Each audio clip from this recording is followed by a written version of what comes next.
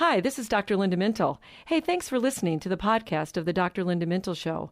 Our website is filled with more encouraging interviews, all accessible at myfaithradio.com. Doing life together, reaching out with hope, encouraging one another, each step along the road. You and I can make everything a little better, doing life together.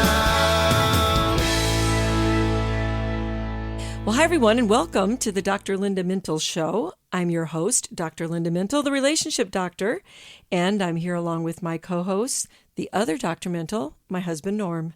And every weekend we're here, we're doing life together, and as always, we're just glad you joined us. Yes, thank you. I love weekends. I don't know. They go by so fast, and I wait so long for them to get here. But we do our show. We love the weekends because we have a chance to talk to the people. There's always that. Yeah. Okay, but today we want to talk about something that is unfortunately far too common in our world. Linda, have you ever felt shocked or overwhelmed by something that threatened your physical health? Or maybe involved actually a death threat? I know you've not had one of those, at least not that I know of. Or serious injury, maybe a car accident, the loss of a child, a mass shooting, or a robbery on your street. I don't know. Maybe someone in our audience has had one of those things and heard that. But have you ever experienced a significant emotional loss or any type of abuse? I think those are all types of trauma, right? They are trauma, and that's going to be the topic today that we're going to spend a lot of time on, trying to help people understand how this impacts relationships, Norm. Trauma is an emotional response to any terrible event. So it's just an emotional response. Right. It's not a thing beyond that. Well, it's the way you react to something that you see or witness Is or traumatic. experience. Yeah, that's pretty significant. Now, we'll talk about how some people don't have the same reactions as other people to those traumatic events, but anything that is really a terrible event can cause trauma. Got it. So it's the experience specifically of witnessing of violence, of tragedy, or just something that's very disturbing. Like sometimes there are things in the news that are very, very disturbing. True. The images that we Right. see sometimes of these terrorist attacks and the way different groups treat each other, that can be very traumatic, even watching that. So when you're experiencing one of these trauma, you're witnessing a trauma, there's usually some type of shock or denial. But then what can happen is a lot of really unpredictable emotions can follow. Probably the most common one people have heard about are flashbacks. So you're suddenly trying to go to sleep and you have a flashback of that car accident or something that happened to you. And when these happen regularly, they can cause a lot of stress, but they can also cause stress in your relationship because sometimes your partner or your coworker or whoever it is doesn't really know what to do when that happens. Okay. Interesting. I think I read that trauma impacts around 8 million people a year in the United States. That's a lot of people. It is. Well, you think about all the things that have been happening in our world, and in some ways it's not so surprising, right? So it's regular. It's so regular that I actually screen for this, ask patients about it. Have you had anything that's happened in your life that was particularly disturbing?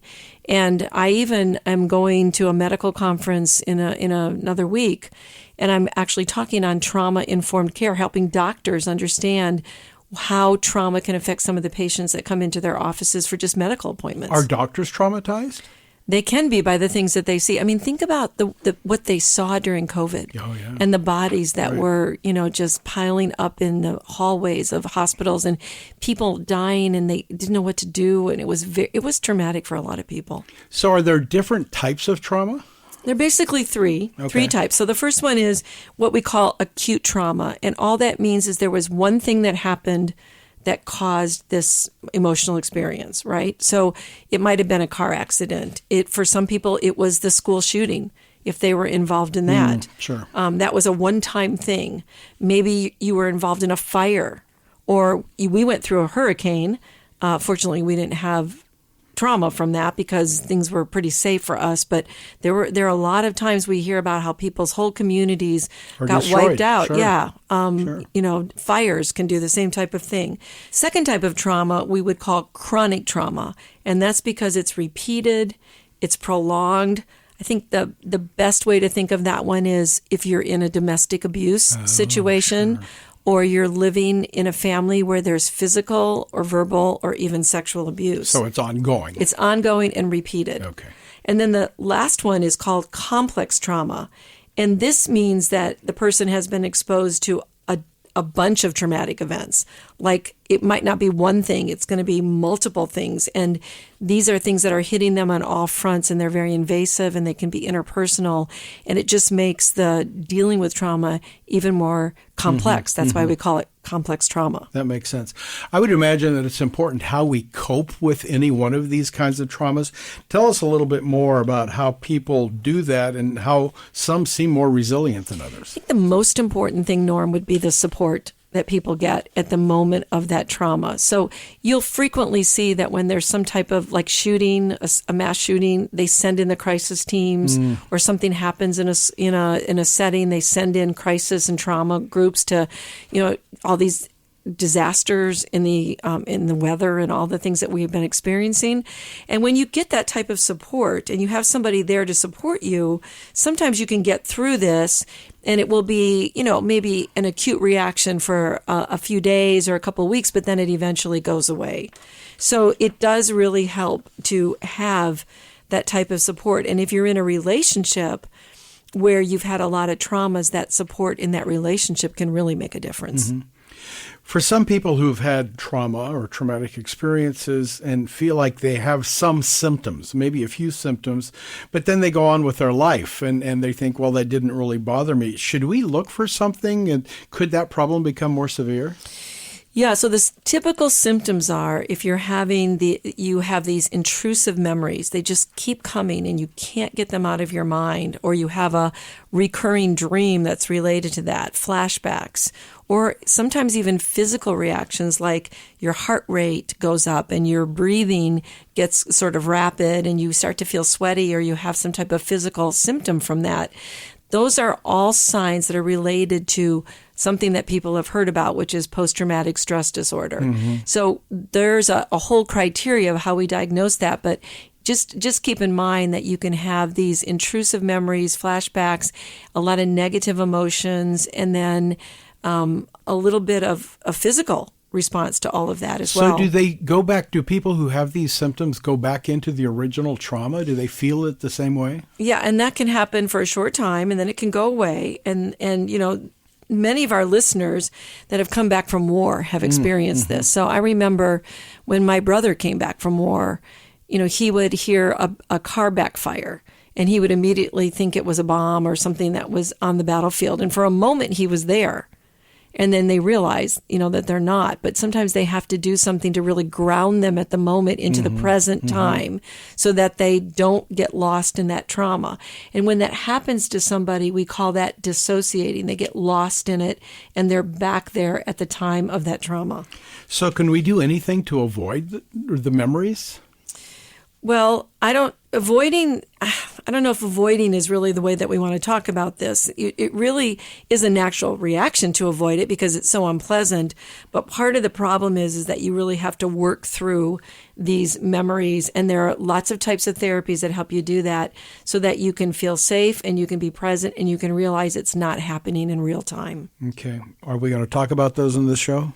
We're going to go through some of that. We're going to talk about the methods that work, yes. Okay, good. So the other thing is, Norm, you can have a lot of physical symptoms, like I said. Actually, if you have a lot of trauma, you a lot of times have chronic pain, and the trauma makes the pain worse. Just want to mention that. But couples can be very affected by traumatic experiences by one of the partners, or if both of them have had that.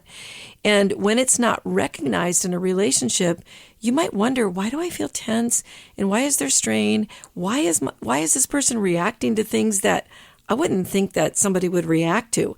So if you don't know their past and they haven't talked about this and you don't know what has happened to them, they can develop symptoms of anxiety and depression and irritability and all kinds of things. So you have to bring this out into the open. So it's important not to keep it quiet. Yeah, I mean, you have to have a safe person to talk to, right? You want to make sure that you let them know. And because the first step of healing is to be aware of what that was and be able to talk to somebody about it and be able to get the support that you need. Now, that's harder if someone in your family is the source of that trauma, because it could be ongoing and they wouldn't be the safe person to talk to. But it does help to bring it out into the open. So once they accept the trauma has happened and they tell their partner about it or they tell you about it, what kinds of things should we ask them? The best question is to ask, what happened? And then say, and how did you get through it? So do you hear how I'm focusing on their strength and their resiliency? Right. Don't say, what's wrong? Just ask them what happened. Mm-hmm. Allow the person to tell you what they want to at that point, because then it gives them some type of control, which is what they did not have during the trauma experience. And I'm going to guess you shouldn't rush them, but give them time to talk about it. Right. The bigger the trauma, the more numb a person might be. And we all grieve differently, and we grieve at our own pace. So since trauma involves loss a lot of time, respect the person's timeline to process the trauma. That's really important. So just listen. Okay, I want to get this straight. If the body gets activated and you have these responses and makes you want to escape, how does that work out? Well, the person can get aggressive. They can get agitated. They can feel panic or anxiety. The person might feel overwhelmed. They might start shaking. Wow. They can yell. They can throw things. They can misperceive and think that you're being very negative at the time. Or, and this happens to people a lot, they can freeze. They just simply shut down. They don't focus. They don't engage with you. And they look real distant. And I'll have couples come in and say, well, what's going on? They just shut down in the middle of that. So unfortunately, some people turn to substances to deal with that feeling, but obviously that's not going to be helpful. No. Okay. Listen, we have to take a break, but when we come back, I want to talk more about what's happening to the person so we can help and we can understand and do our part. We'll be right back right after this message. The other night, I had an interesting conversation with friends at dinner. We were talking about the idea that Bible stories were not just nice stories, but they were there to help us relate to difficulties when they come. Now, I know this wasn't exactly a new thought. I know we know this. But how often do we think about what we are going through and actually place our life stories in the context of those Bible stories? So here's what we did. We took turns and we related a current issue that we were each having to a specific Bible story. Then we used those stories to encourage one another. So for example, one of my friends had a relationship with his boss that felt a lot like David's relationship with Saul. One moment the boss was praising him and giving him assignments. The next moment, the fiery spears would fly. Like David, he trusted God for his tomorrow. He often wondered about the timing of God's intervention, but trusted that God was working on his behalf and the plans God had for him were good. Another friend related to Joseph. She was in a job, unappreciated, and felt thrown to the side while others ascended and were promoted. She could really relate to being in the prison of neglect and rejection, hoping and praying that the king, the boss, would remember her and release her from false charges that caused the rejection. Like Joseph, she believed God would restore what was lost. By the end of the dinner, we were laughing and smiling. Life may have thrown us a few curves, but we were determined to react to those curves like the people of faith who went before us. So the next time you need a little encouragement, hey, grab that Bible storybook and think about the lessons we teach our children. Those stories aren't just for kids. They can really encourage us too.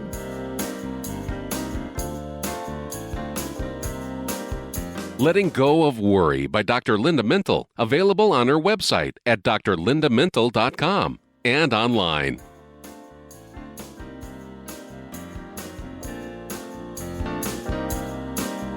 Welcome back to the Dr. Linda Mintle Show. Before we took a break, we were asking some important questions, and I want to get to those. But first, I need to tell you, you can follow Dr. Linda on her website, drlindamintle.com.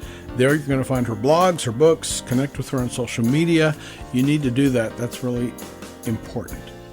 So our technical producer, Katie, had a clarifying question, and maybe you can address this for us. She said, I didn't understand the difference between the second type, which was chronic trauma, and then complex trauma. What's the difference? Yeah, she was giving us a couple of examples of people that she knew. And part of it is that when it's When it's chronic, it just means that there's a certain type of trauma. And again, think of abuse. Or you're in a domestic violence. It's the same type of trauma over and over and over again. So it's repeated, it's prolonged, it just continues. But a lot of people have more than one thing happen to them. So they may have the abuse, and then they may have their father go to prison, or they may have something happen there in a fire, and there's, they lost their home, or their spouse loses their job, and it was a very traumatic way that it happened. So that's more complex, because that just means that a lot more things have played into the whole dealing with life and being resilient. So I think that's a great clarification, because most people don't just have one thing.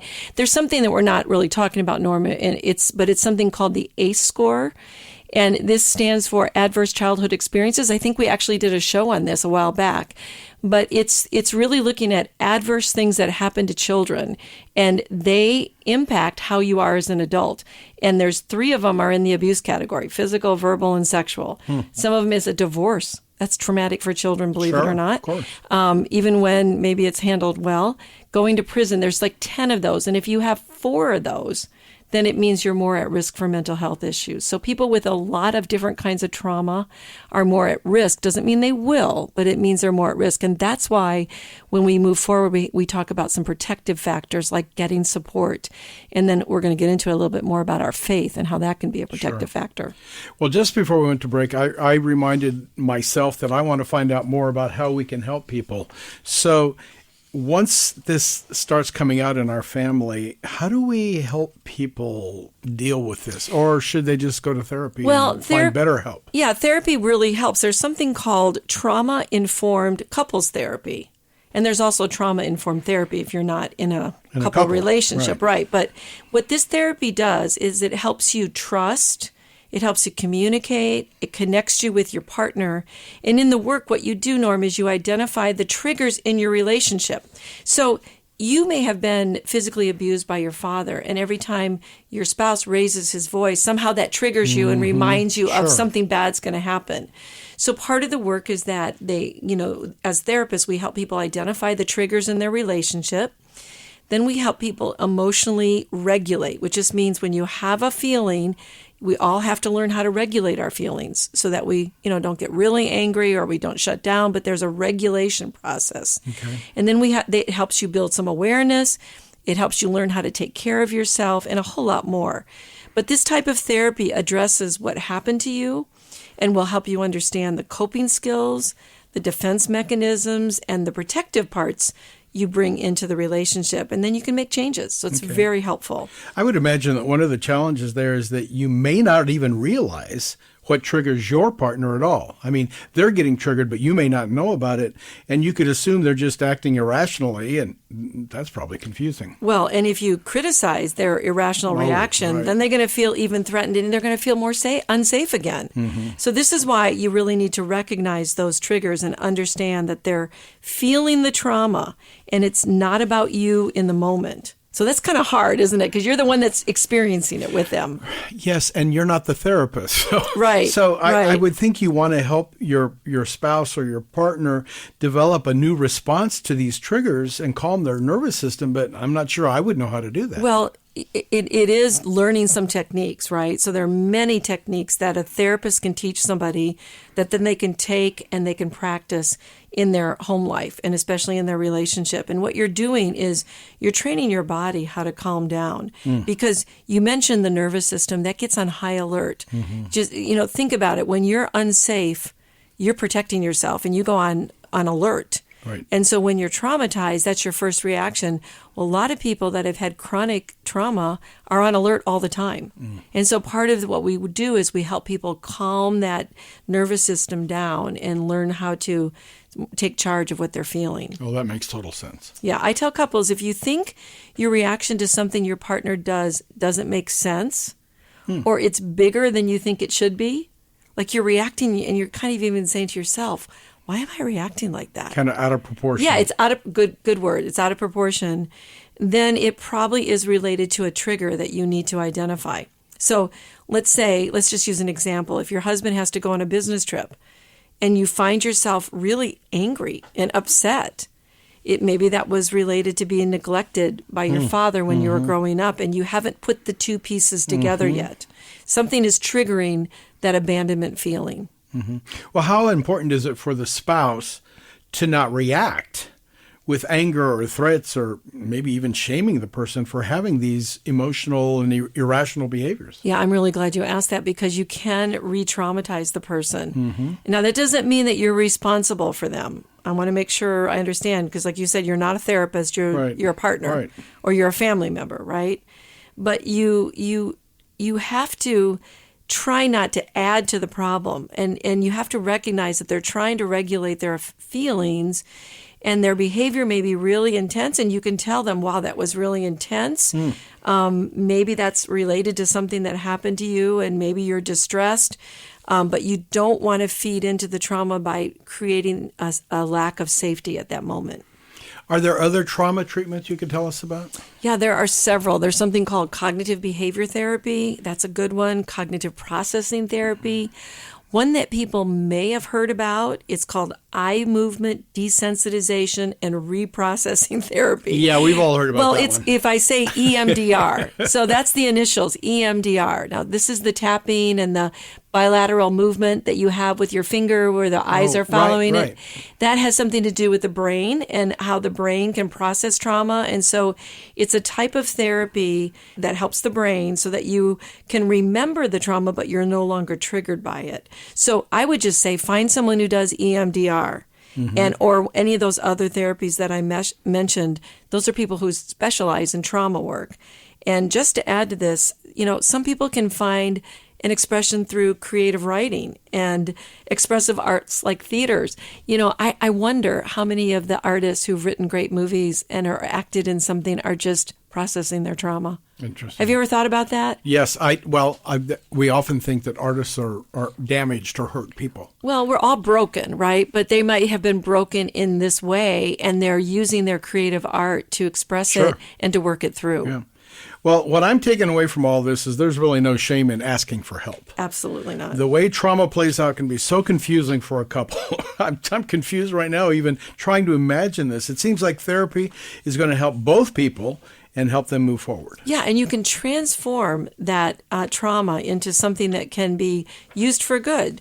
So, we've heard many times somebody who was hit by a drunk driver and killed, the family starts an awareness group or a community campaign against drinking and driving, and they create meaning out of this horrific thing that happened. And I think of Johnny Erickson Tata, Oh, yeah. Look what she went through, the trauma of being paralyzed as a teenager from a diving accident. Now she has a global ministry helping so many people with wheelchairs and other ways. I mean, talk about reframing your tragedy into something good. Yeah, God can, and He does use our painful experiences, and He does it to provide comfort and compassion to others that are going through something similar. If you just get the proper treatment and support and prayer and allow the Lord to heal you, you can overcome the impact of trauma. And it's that scripture that says, what was meant for evil, God can use for good. And that's not just a great thought, it's true.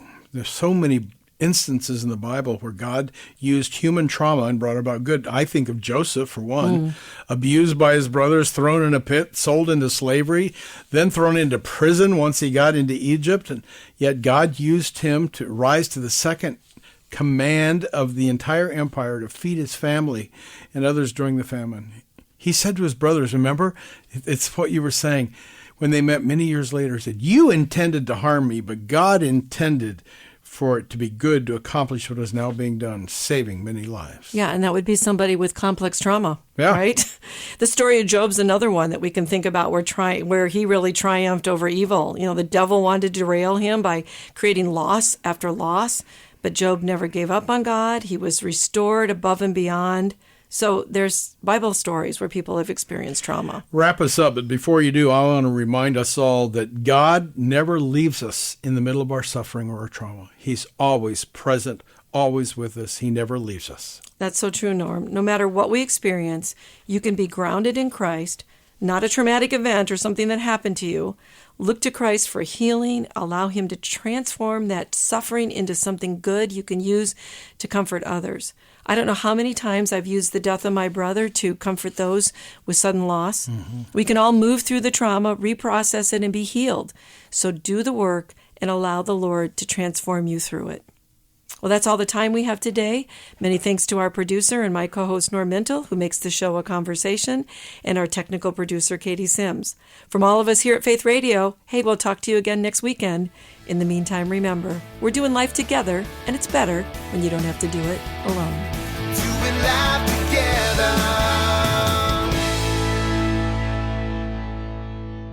Well, thanks for listening to this conversation from the Dr. Linda Mintle Show. These podcasts are available because of listener support. You can make a gift now at myfaithradio.com. And thanks for sharing this audio link with a friend and helping us grow the impact of the Dr. Linda Mintle Show. Also, take a moment to subscribe to the podcast today at iTunes or your podcast player, and you'll never miss a show.